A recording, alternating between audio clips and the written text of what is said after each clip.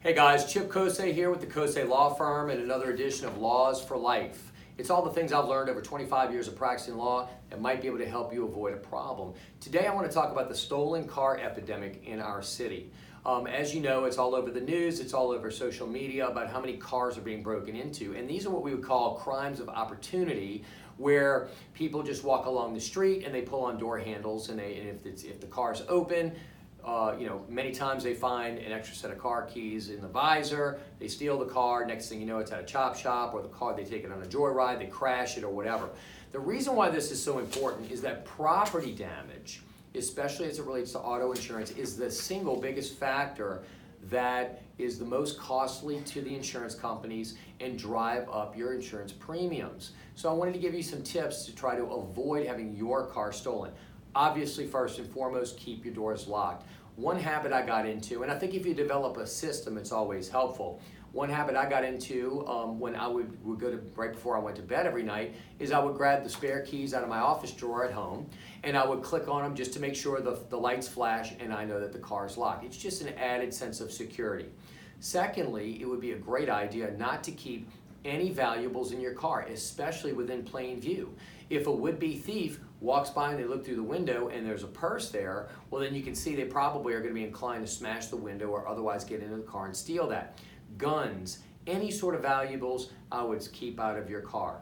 One other good idea, and it's a very cheap solution, is to get motion detector floodlights and have them shine on the vehicle so that if there's any motion detected in the middle of the night, the lights flash on. Lighting at nighttime is one of the most effective and most cost-effective ways of dissuading criminals.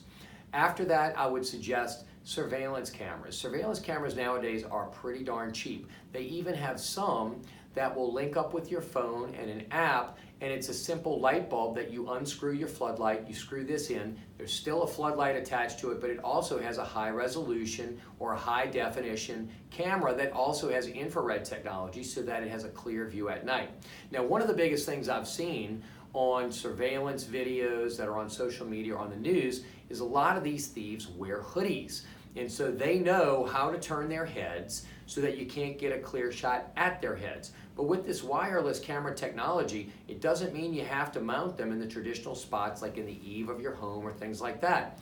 Put one in a tree, put one on a light post, have it shining at an opposite angle. That way you have a much better chance of catching the thief in a different angle where it would show their face and assist law enforcement in catching that criminal and getting them off the streets. Finally, in New Orleans, they have something called the RealTime Crime Center. And what that is operated by the police. And I'm sure you've seen those red and blue flashing lights on tops of light poles around the city. The problem is only about 30 to 40% of the city is covered at this time. However, the police department has done something very ingenious, and they've allowed people with private cameras to go onto their system. Now, I've had the opportunity through the good graces of the police department to visit the RealTime Crime Center very recently, and I was amazed at the amount of technology. It really truly is a model for the rest of the country, which in New Orleans we don't get to say very often. But I was amazed at these banks of monitors that are all in this huge room, and they have live people sitting there watching them day and night.